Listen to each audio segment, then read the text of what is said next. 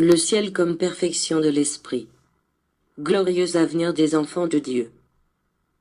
Je ne permettrai pas que se confondent ni que se perde un seul de mes enfants. Je convertis les plantes parasitaires en fructifères, parce que toutes les créatures ont été formées pour parvenir à atteindre une fin parfaite.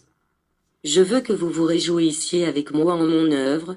Auparavant déjà je vous ai fait part de mes attributs, parce que vous faites partie de moi. Si tout m'appartient, alors je vous fais aussi les propriétaires de mon œuvre.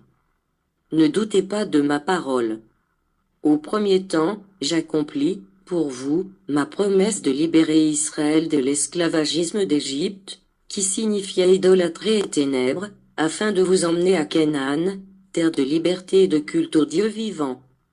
C'est là que vous fût annoncé mon avènement en tant qu'homme, et la prophétie fut accomplie, mot pour mot, en le Christ. Moi, ce Maître qui habita et vous aima au travers de Jésus, je promis au monde de m'adresser à lui en un autre temps, de me manifester sous forme d'esprit, et ici vous avez l'accomplissement de ma promesse. Aujourd'hui je vous annonce que je tiens en réserve pour votre esprit de merveilleuses régions, demeure et mention spirituelle où vous pourrez trouver la véritable liberté d'aimer, de faire le bien et de diffuser ma lumière.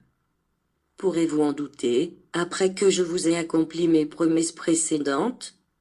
Mon souhait divin est celui de vous sauver et de vous emmener vers un monde de lumière, de beauté et d'amour, dans lequel vous vibrerez par l'élévation de l'esprit, la noblesse des sentiments et idéal de perfection. Mais, ne découvrez-vous pas mon amour de Père dans ce divin désir? Certainement, celui qui ne le comprend pas de cette manière doit être aveugle. Regardez. Tous les galas de ce monde sont destinés à disparaître afin que d'autres viennent en temps opportun, mais votre esprit continuera de vivre éternellement et contemplera le Père dans toute sa splendeur, le Père du sein duquel il naquit. Tout ce qui a été créé doit retourner à l'endroit d'où il provint. Je suis la lumière, la paix et le bonheur éternel et, comme vous êtes mes enfants, je souhaite et dois vous faire les bénéficiaires de ma gloire. C'est pour cela que je vous enseigne la loi, comme le chemin qui mène l'esprit vers les hauteurs de ce royaume. N'oubliez jamais que l'esprit, qui atteint les hauts niveaux de la bonté, de la sagesse, de la pureté et de l'amour, est au-delà du temps, de la douleur et des distances.